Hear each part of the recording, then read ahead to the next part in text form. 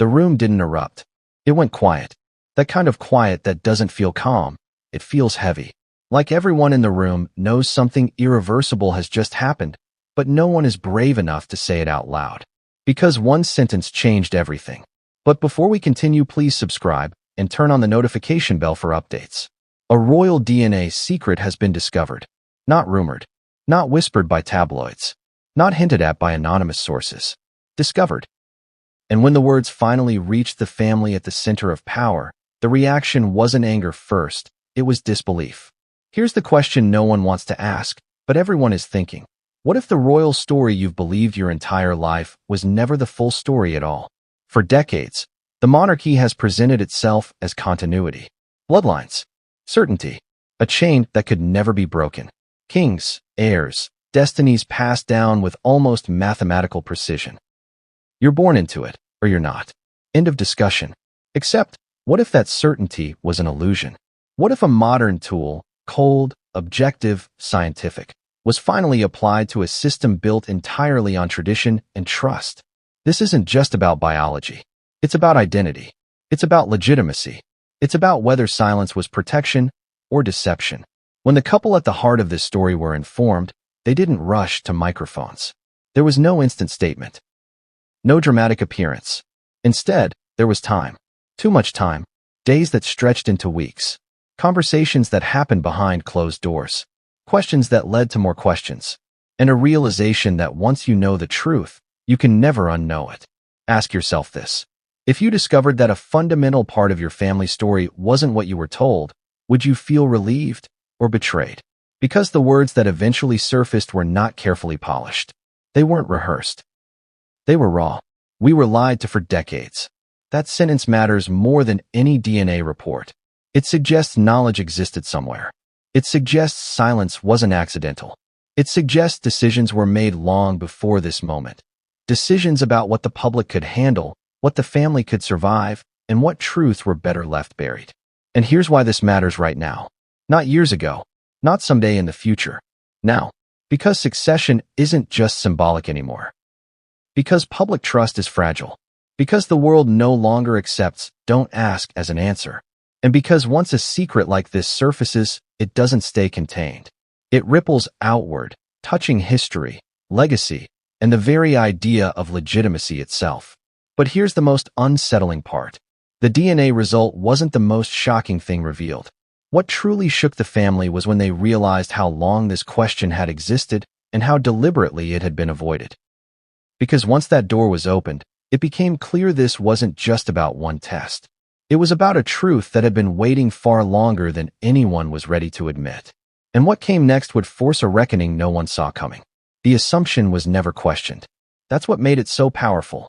For generations, the royal bloodline was treated like gravity. Invisible, unquestioned, absolute. You didn't test it.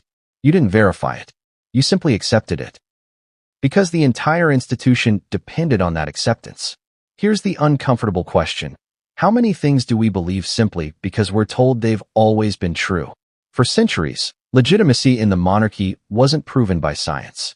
It was proven by ceremony, by witnesses, by carefully documented births, by sealed letters and trusted officials. The system worked because everyone agreed it worked. Tradition filled the gaps where certainty should have lived. But tradition has a weakness. It assumes honesty forever. As time passed, science evolved. The world changed. DNA testing became routine, casual, unremarkable. People discovered siblings they never knew existed. Fathers who weren't who they thought. Entire family trees quietly redrawn by a saliva sample and a lab report. And yet, inside the palace, the old assumption held firm. Royal blood was untouchable. Until it wasn't. The first crack didn't come from rebellion. It didn't come from scandal. It came from curiosity mixed with caution. A question that started small, private, almost academic. A hypothetical that lingered just long enough to become uncomfortable. What if? Not an accusation. Not a challenge. Just a question. And questions are dangerous in systems built on certainty. At first, it was dismissed. Then delayed. Then carefully sidestepped.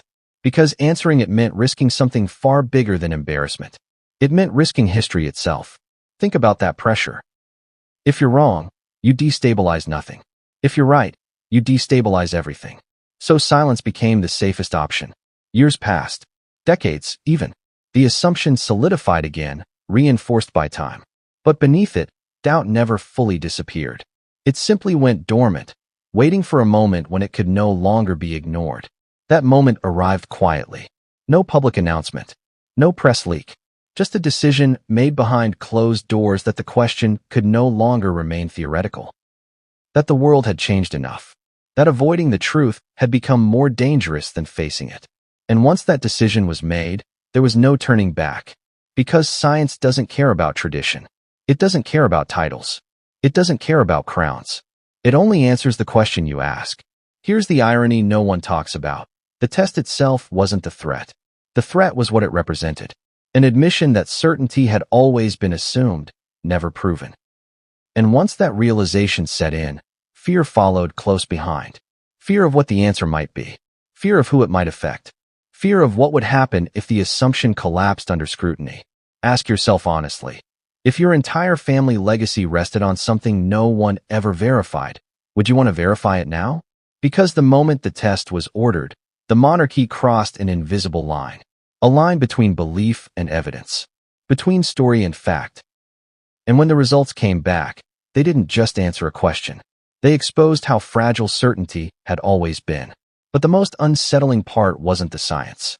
It was realizing how long the truth had been waiting, and how many people had quietly hoped it would never be asked. Because what happened after the results surfaced didn't bring clarity. It brought silence. And that silence spoke louder than any announcement ever could. The delay was the loudest response of all. Not the test. Not the science. Not even the result. The waiting. Days passed after the information surfaced. Then more days. No statement. No denial. No reassurance. Just a strange, calculated quiet that felt heavier than panic. Because when institutions move fast, they're confident. When they slow down, they're afraid. Ask yourself this. If the truth changes nothing, why hesitate to speak? Inside the walls, the mood shifted. What had once been theoretical became immediate. Conversations that were supposed to be brief stretched into hours. Simple questions turned into emotional landmines. Every sentence had consequences now. Who needs to know? How much do they need to know? And what happens if they find out before we're ready? This wasn't just a logistical problem. It was moral. Because delaying the truth isn't neutral. It's a choice. And every day of silence added weight to that choice. Here's the contradiction that tore through everything. The truth was supposed to bring resolution. Instead, it created paralysis. Because the moment the result existed, everyone realized something terrifying. This wasn't just about confirming facts. It was about rewriting meaning. About identity. About whether people had been living inside a story that wasn't fully theirs. Think about discovering that your place in the world was built on an assumption someone else made long before you were born. Not out of malice, maybe, but out of fear. Out of convenience. Out of a belief that protecting the system mattered more than questioning it. That's not relief. That's disorientation. And then came the conversations no one ever expects to have. Quiet ones. Careful ones. The kind where every word feels like it could crack something fragile. There were arguments. Not loud ones, controlled ones. The kind that hurt more because no one raises their voice. The kind where people say, we need to think, when they really mean, we're scared. Because here's the truth no press release will ever admit. The danger wasn't exposure. The danger was implication. If this secret existed, what else had been quietly managed? If silence was justified once, why not again? And if truth could be delayed for decades, what does that say about trust? The longer the delay stretched, the clearer it became that the problem wasn't how to tell the public. It was how to live with the knowledge internally.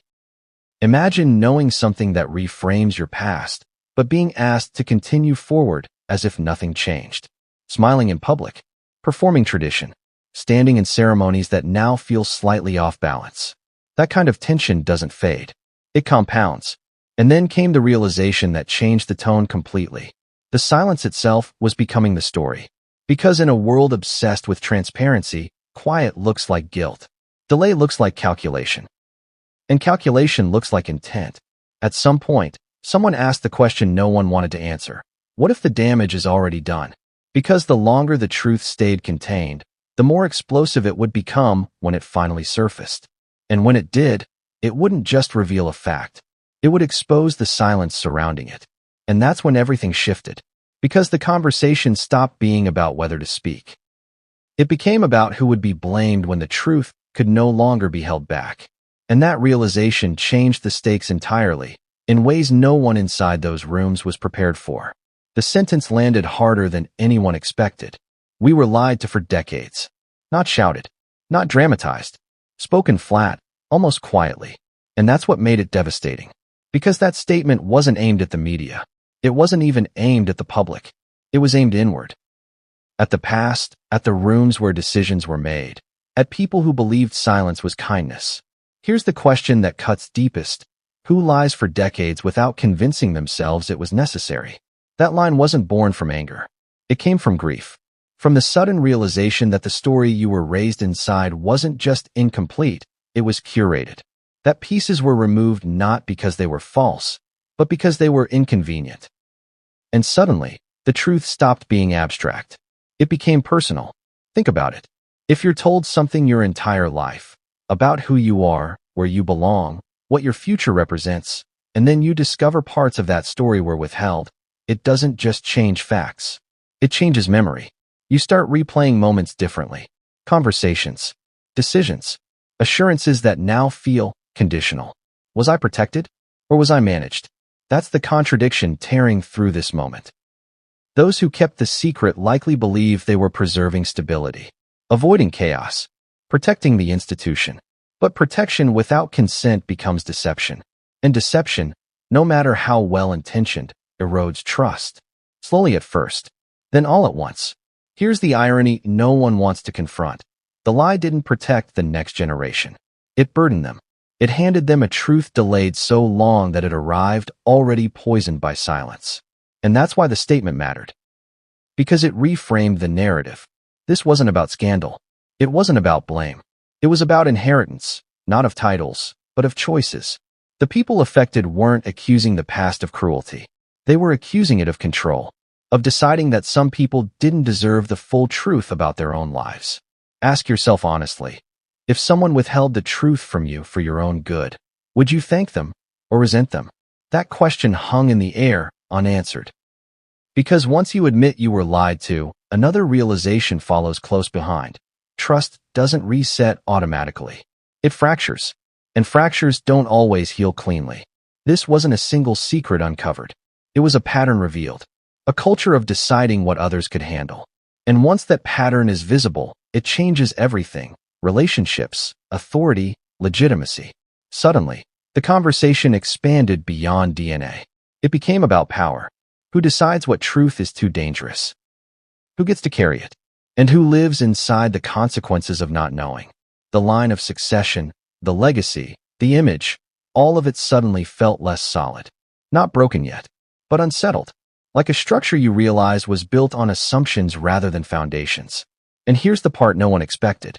The fallout didn't begin with the public. It began within the family. Because when trust breaks internally, it doesn't stay contained. It shifts loyalties. It changes how people listen to each other. It alters what they're willing to accept going forward. And the next question wasn't about the past anymore. It was about the future. Because if one truth was delayed for decades, what happens to the next one? And that question would force a decision that no one could avoid. One that would move this story beyond words and into consequences. The truth didn't explode the way people expected. There was no single moment where everything collapsed. No dramatic unraveling. No instant rewriting of history. What happened instead was quieter and far more unsettling. Reality shifted. Slowly, subtly, permanently. Remember the question from the very beginning. What if the royal story you've believed your entire life was never the full story? By the time this moment arrived, that question no longer felt theoretical. It felt lived in. Heavy. Like a realization that settles into your chest and refuses to leave. Because the truth didn't just challenge lineage, it challenged trust. And trust, once fractured, doesn't respond to ceremony or tradition. It responds to honesty. That's the emotional core of what's unfolding now. This isn't a battle between science and monarchy. It's a reckoning between silence and transparency. between the past's instinct to protect and the present's demand to know. Think about how many decisions were made under assumptions that now feel unstable. How many conversations were shaped by a version of reality that wasn't complete? How many expectations were inherited without consent? That's the weight of delayed truth. And here's the part that matters most going forward. The family didn't just learn something new. They learned something old, something that had existed quietly in the shadows while generations moved forward unaware. That realization changes how you look at everything else. Because once one truth surfaces, it invites another. And another. It forces a question that institutions fear more than scandal. What else was managed instead of shared? The irony is painful. The very secrecy meant to preserve stability may end up weakening it. Not because the truth is catastrophic, but because withholding it was. And yet, this moment also carries possibility. Because confronting truth doesn't erase legacy. It humanizes it. It reminds us that even the most powerful institutions are built by people. Flawed, fearful, well-intentioned people who made choices under pressure. But the next generation doesn't have the same luxury. They inherit the consequences. So the real story here isn't about what was discovered. It's about what happens next. About whether honesty becomes the new foundation, or whether silence simply adapts and survives in a different form. Ask yourself this. If you were handed the truth after decades of delay, would you protect the system that hid it? Or change the system so it could never happen again? That decision hasn't been publicly revealed yet. And that's why this moment isn't an ending. It's a beginning. Because the DNA secret may have been discovered, but the legacy of how it's handled will define everything that follows. And the next move, the one being debated right now behind closed doors, will tell us whether this story becomes a turning point, or just another secret waiting to surface.